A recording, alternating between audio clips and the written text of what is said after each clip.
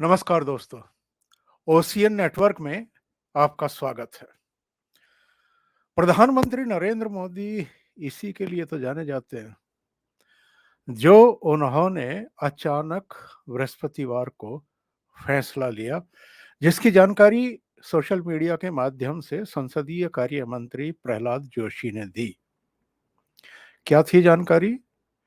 18 से 22 सितंबर तक संसद का विशेष सत्र बुलाया गया है और ये संभवतः नए संसद भवन में होगा।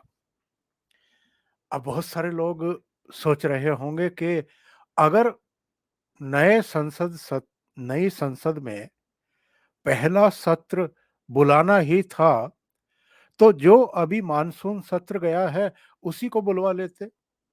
पर बताया जाता है कि जिस समय मानसून सत्र आहूत किया गया था, उस समय बहुत सारे मेंबर ऑफ पार्लियामेंट तैयार नहीं थे नई पार्लियामेंट में कामकाज करने के लिए। दूसरी वजह यह बताई गई कि सब उस समय कोई शुभ मुहूर्त नहीं था नई संसद में पहला सत्र करने के लिए। अब शुभ मुहूर्त है, इसलिए संसद सत्र बुलाया गया है और वो भी विशेष बुलाया गया है। तो दूसरा सवाल ये पूछा जा रहा है कि 1 दिन के लिए बुला लेते, 2 दिन के लिए बुला लेते, ये 5 दिन के लिए क्यों बुलाया गया है? तो 5 दिन के लिए अगर विशेष सत्र बुलाया है प्रधानमंत्री नरेंद्र मोदी ने, तो ये सबके कान खड़े कर रहा है। जो मैंने शुरू में कहा कि प्रधानमंत्री नरेंद्र मोदी यही सरप्राइज के लिए जाने जाते हैं जो उन्होंने इस समय दिया है। वरना 19-20 दिन पहले ही तो मानसून सत्र समाप्त हुआ था। 11-12 अगस्त को, 20 जुलाई से 11-12 अगस्त तक के लिए था। उसमें भी बहुत सारे विधेयक पारित कराए गए थे। इसके बावजूद के मणिपुर हिंसा को लेकर के, महिलाओं के साथ व्यभिचार को लेकर के बहुत जबरदस्त हंगामे किए गए, पार्लियामेंट को चलने नहीं दिया गया, फिर भी मोदी सरकार ने वो काम किया था। तो अब इसको लेकर के तमाम तरह की चर्चाएं हैं कि इस विशेष सत्र में, 5 दिन के विशेष सत्र में प्रधानमंत्री नरेंद्र मोदी और कौन से सरप्राइज देने वाले हैं। मेरा कहना है कि प्रधानमंत्री ऐसा मास्टर स्ट्रोक मारने वाले हैं जो विपक्ष के साथ साथ उनके बहुत सारे दूसरे विरोधियों के भी एक तरीके से मानस पटल पर अंकित होने वाले हैं। और चूंकि 4-5 राज्यों में दिसंबर तक चुनाव होने वाले हैं, इनमें तेलंगाना है, राजस्थान, मध्य प्रदेश, छत्तीसगढ़, मिजोरम है, तो तमाम तरह की बातें की जा रही है। कहा जा रहा है कि इन राज्यों में भारतीय जनता पार्टी को कुछ लाभ मिल जाए, इसलिए ये विशेष सत्र बुलाया गया है और इसमें कुछ ऐसे विधेयक वगैरह पारित कराएगी मोदी सरकार जिसका फायदा उनको चुनाव में मिल जाए। नीतीश कुमार और ममता बनर्जी कुछ और ही अंदाजे लगा रहे हैं। वो कह रहे हैं कि साहब, लोकसभा का चुनाव भी इन 5 राज्य विधानसभा चुनाव के साथ ही हो सकता है, इसलिए तैयारी कर रही है। पर ये लोग भूल जाते हैं कि अभी शीतकालीन अधिवेशन भी तो होना है और अगर सही समय पर ही लोकसभा चुनाव होंगे, यानी मार्च अप्रैल में ही अगर चुनाव होने हैं, तो उससे पहले तो बजट सत्र भी आएगा। तो अभी विपक्ष सोच नहीं पा रहा है कि ये जो 5 दिवसीय विशेष सत्र बुलाया गया है, इसके पीछे की मंशा क्या है और मोदी कौन से सरप्राइज देने वाले हैं, कौन से मास्टर स्ट्रोक मारने वाले हैं। अब मीडिया को अगर देखें, तो जब से प्रहलाद जोशी का वो ट्वीट आया है, तब से मीडिया में तमाम तरह की चर्चाएं चल निकली हैं।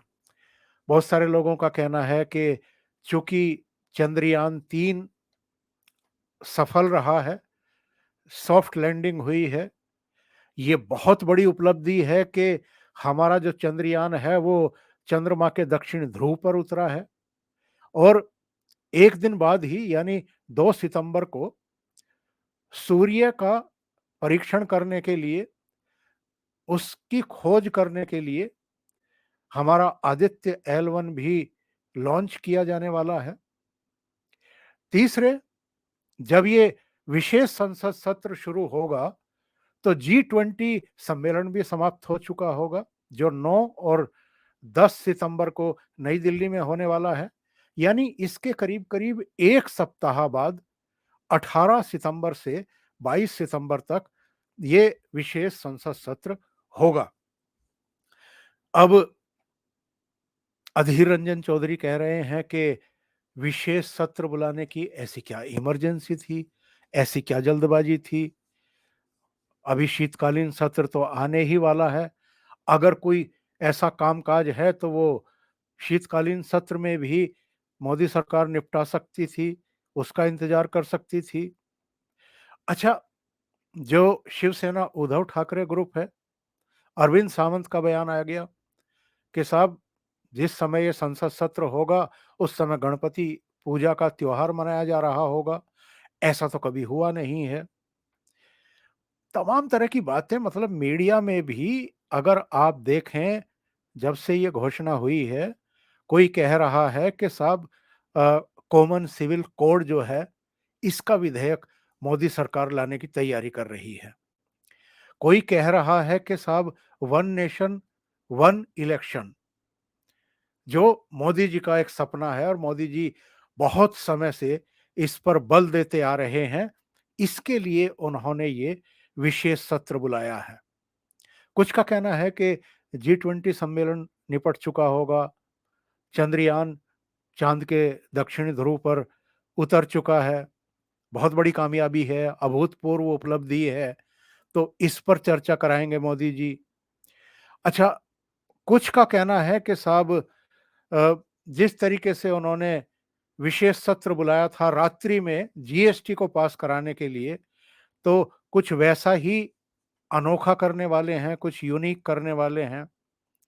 और विपक्ष का ये भी आरोप है कि चूंकि राहुल गांधी ने गार्जियन और कुछ दूसरे अखबारों में जो अडानी के बारे में नए खुलासे हुए हैं, नए खुलासे कौन से हुए हैं ये नहीं बता पा रहे हैं ये लोग, क्योंकि हिंडनबर्ग की रिपोर्ट में जो कुछ कहा गया था और उस पर सुप्रीम कोर्ट ने जो एसआईटी बैठाई थी और उसकी जो रिपोर्ट आ गई थी कि कोई गड़बड़ी नहीं हुई है, सेबी ने भी जो रिपोर्ट दी थी उसमें भी कोई गड़बड़ी नहीं पाई थी। ये कहा गया था कि हिंडनबर्ग की रिपोर्ट बकवास है, बेसलेस है, उसमें कुछ सच्चाई नहीं है।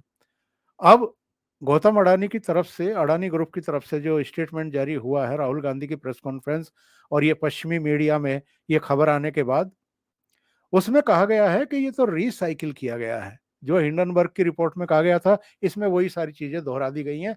यानी एक वितंडा खड़ा करना इनका एक मकसद है। लेकिन जयराम रमेश और कुछ दूसरे लोग कह रहे हैं कि चूंकि राहुल जी ने इस पर प्रेस कॉन्फ्रेंस की और मोदी सरकार पर, खास तौर से प्रधानमंत्री नरेंद्र मोदी पर अटैक किए, अडानी और उनकी जो आपस में नेक्सस है उसको लेकर के जो राहुल जी ने हमले किए, उससे लोगों का ध्यान डाइवर्ट करने के लिए अचानक सरकार ने विशेष संसद सत्र का ऐलान कर दिया। अब मैं आपको बताता हूं, जो ये कहा जा रहा है कि वन नेशन वन इलेक्शन का बिल पेश किया जा सकता है, या यूसीसी यानी कॉमन सिविल कोड वाला, जो बहुप्रतीक्षित एक और स्टेप है इस सरकार का, जो उठाया ही जाना है, क्योंकि खास तौर से 3 बातें भारतीय जनता पार्टी वर्षों से अपने मतदाताओं को कहती रही है। एक तो राम जन्मभूमि में ही भगवान राम का भव्य मंदिर, उसका निर्माण हो रहा है, जनवरी 2024 में वो उसके कपाट खोल दिए जाएंगे भक्तों के लिए। दूसरा वादा था इनका, जम्मू कश्मीर से 370 हटाएंगे, वो हटा चुके हैं ये 4 साल पहले, 5 अगस्त 2019 में। तीसरा इनका वादा रहा है कॉमन सिविल कोड, एक देश एक संविधान, एक देश एक कानून, एक देश एक झंडा। एक देश में 2 संविधान नहीं चलेंगे, 2 झंडे नहीं चलेंगे। उसकी सबको प्रतीक्षा है, पर वो स्टैंडिंग कमेटी को भेज दिया गया था। पेश किए जाने के बाद स्टैंडिंग कमेटी ने उस पर कितना काम किया है, ये देखने वाली बात है। क्या वो काम निपटा चुकी है? तो अगर निपटा चुकी है तो उसको पेश किया जा सकता है। दूसरे, जो ये कहा जा रहा है कि मोदी जी का सपना है कि हर स्तर के चुनाव, नगर निकाय के, पंचायतों के और आपके जो विधानसभा है, जो लोकसभा है, इन सब के चुनाव एक बार करा लिए जाएं, ताकि पूरा देश फिर 5 साल तक काम करने के मूड में ही रहे, चुनाव के मूड में ना रहे। क्या ये हो सकता है? तो इसके लिए जो संविधान विशेषज्ञ हैं, जो संसदीय मामलों के विशेषज्ञ हैं, उनका कहना है कि इसमें अभी बहुत पेंच है, वो सुलझाए जाने बाकी हैं। और जब तक इस पर सबकी सहमति ना बन जाए, तब तक इस तरह का बिल पेश करके करके सरकार या प्रधानमंत्री मोदी एक नए विवाद को जन्म नहीं देंगे इस समय। उनका कहना ये है कि मान लिया एक साथ सबके चुनाव हो गए सब राज्यों के, और बीच में किन्हीं कारणों से कोई राज्य सरकार गिर जाती है, बहुमत खो देती है, तो क्या अगले चुनाव तक की प्रतीक्षा करेंगे और वहां राष्ट्रपति शासन लगा देंगे? क्या ये ऐसा संभव है? इसके लिए तो संविधान में बहुत बड़े संशोधन करने पड़ेंगे, क्योंकि अभी के संविधान में तो ये व्यवस्था है कि 6 महीने के भीतर ऐसी सूरत में आपको चुनाव कराने ही कराने हैं। तो इसमें क्या रास्ते निकाले जाएंगे, ये देखने वाली बात है। पर ये अभी सरप्राइज ही होगा अगर मोदी सरकार वन नेशन वन इलेक्शन वाला विधेयक पेश करती है। तो फिर क्यों बुलाया गया है? जो मेरा मानना है, और कुछ और लोगों के दिमाग में भी ये बात आ गई होगी, पिछले दिनों एक घटना होकर के निपटी है। ईडी के जो डायरेक्टर हैं, उनको हटाने का फरमान सुप्रीम कोर्ट ने जारी कर दिया था। संजय मिश्रा, मोदी सरकार ने उनको तीसरा विस्तार दिया था। और जब सुप्रीम कोर्ट ने इस पर जवाब तलबी की कि साहब इनको आप कानून के बियॉन्ड जाकर के या हमारे निर्देश के बावजूद के इनको आगे कार्यकाल ना दिया जाए, उनका फिर 1 साल के लिए कार्यकाल क्यों बढ़ा दिया गया? तो नरेंद्र मोदी सरकार ने सुप्रीम कोर्ट को ये जानकारी दी कि जो एफएटीएफ का मामला है, उसको संजय मिश्रा देख रहे हैं। इसके अलावा भी सब जानते हैं कि संजय कुमार मिश्रा बहुत ही डेड ऑनेस्ट ऑफिसर हैं, और जब से वो डायरेक्टर बनाए गए हैं ईडी के, बिना किसी संकोच के, बिना किसी भय भीत हुए, उन्होंने बड़े से बड़े भ्रष्टाचारी की गर्दन को दबोचा है और उसको कानून के कटघरे में खड़ा करने का काम किया है। आप अगर मनमोहन सिंह के 10 साल के दौरान, यानी 2004 से 2014 के बीच में, और नरेंद्र मोदी के 2014 से 2023 के बीच में, यानी 9 साल, इनकी ही तुलना कर लें कि ईडी ने और सीबीआई ने कितने छापे मारे हैं, कितनी संपत्तियों की जब्ती की है, कितनी गिरफ्तारी की है, कितने कन्विक्शन हुए हैं। तो मनमोहन सिंह के 10 साल के कार्यकाल पर नरेंद्र मोदी के 9 साल बहुत भारी हैं। इतने भारी हैं कि कम से कम 4 साढ़े 4 गुना कार्रवाइयां हुई हैं। तो ये जो ममता बनर्जी से लेकर के शरद पवार, उद्धव ठाकरे, कांग्रेस का पूरा कुनबा, यानी राहुल गांधी, सोनिया गांधी, उधर ममता बनर्जी के भतीजे, इनके मंत्री पार्थ चटर्जी, उनकी महिला मित्र अर्पिता मुखर्जी, अ, अनुव्रत मंडल, बहुत सारे लोग जो, और इधर अरविंद केजरीवाल, मनीष सिसोदिया, सत्येंद्र जैन, ये सब भी जो लपेटे में आए हैं और ये जो छाती पीट रहे हैं। 14 दल मिलकर के सुप्रीम कोर्ट गए थे कि ईडी और सीबीआई को, जो राजनीतिक दलों के नेता हैं, उनके खिलाफ कार्रवाई करने से रोकिए मिलोड। तो सुप्रीम कोर्ट के चीफ जस्टिस ने कह दिया था कि ये मैं नहीं कर सकता हूं, कोई केस लेकर के आइए, मेरिट पर उसकी हम जांच पड़ताल करेंगे, तब कोई फैसला करेंगे। ऐसे जनरली हम सीबीआई और ईडी को कार्रवाई करने से नहीं रोक सकते हैं। बहरहाल संजय मिश्रा को लेकर के सुप्रीम कोर्ट ने एक दिशा निर्देश जारी किया था जब मोदी सरकार ने कहा कि नहीं, इनको अभी और सेवा विस्तार देना बहुत जरूरी है, राष्ट्र हित में जरूरी है। तो कहा कि 15 सितंबर तक ये पद पर रहेंगे, उसके बाद ये पद पर नहीं रहेंगे। यानी हम 15 सितंबर तक की मोहलत आपको दे रहे हैं। तो मेरा ये मानना है, और बीच में ये चर्चाएं भी आई थी, बहुत कम आई, लेकिन ईडी और सीबीआई इन दोनों के ऊपर एक पद, यानी संयुक्त पद, उसी तरीके से बनाने की मोदी सरकार तैयारी कर रही है जिस तरीके से अजित डोभाल जो राष्ट्रीय सुरक्षा सलाहकार हैं, उनके अंडर में आईबी और रॉ काम करती है, और जिस तरीके से जो सीडीएस है उसके अंडर में हमारी तीनों सेनाएं काम करती हैं, नौसेना, वायुसेना, थल सेना। इसी तरीके से जो आपका सीबीआई है और ईडी है, इसके ऊपर एक चीफ इन्वेस्टिगेशन ऑफिसर का पद क्रिएट करने की तैयारी मोदी सरकार कर रही है। इसके संकेत सरकार की तरफ से दिए जा चुके हैं। अब सवाल ये है कि विशेष सत्र क्यों बुलाया गया है? तो विशेष सत्र इसलिए बुलाया गया है ताकि इसके लिए कानून बना दिया जाए। कानून बन जाएगा तो ना सुप्रीम कोर्ट इंटरफेरेंस करेगी, ना कोई भाग करके फिर सुप्रीम कोर्ट में जाकर के इसमें हस्तक्षेप की मांग कर पाएगा। जैसे दिल्ली में एक टंटा खत्म कर दिया मोदी सरकार ने, जो अध्यादेश लेकर के आई थी, दिल्ली सेवा अ, से संबंधित जो अध्यादेश लेकर के आई थी, उसकी जगह कानून बना दिया।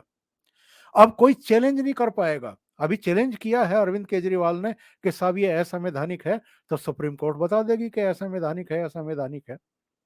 इसी तरीके से संजय मिश्रा को एक बड़ी जिम्मेदारी देकर के वो सारे कामकाज आगे भी जारी रखने की व्यवस्था मोदी सरकार करने वाली है, जिससे सुप्रीम कोर्ट के निर्देशों के तहत रुकने की आशंका बलवती हो गई है कि 15 सितंबर के बाद ये पद पर नहीं रहेंगे। और इस दुनिया की कुछ ताकतें हैं जो इस समय भारत से और प्रधानमंत्री नरेंद्र मोदी से जले भुने बैठे हैं। वो किसी तरीके से एफएटीएफ में भारत को ग्रे लिस्ट में डलवाने की साजिशें रचने में लगे हुए हैं।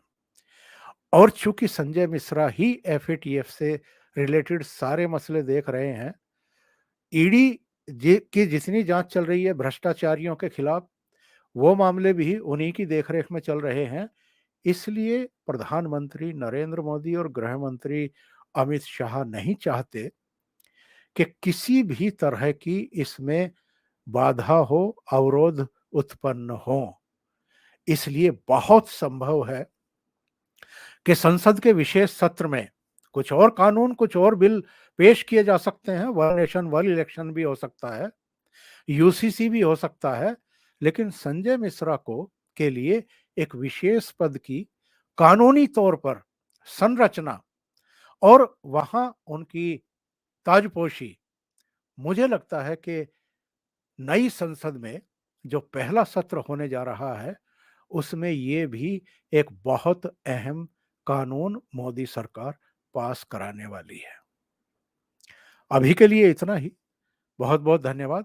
अगर आपको ये चैनल और इसके कंटेंट पसंद आ रहे हैं तो लाइक करें, कमेंट करें, वीडियो को शेयर भी करें।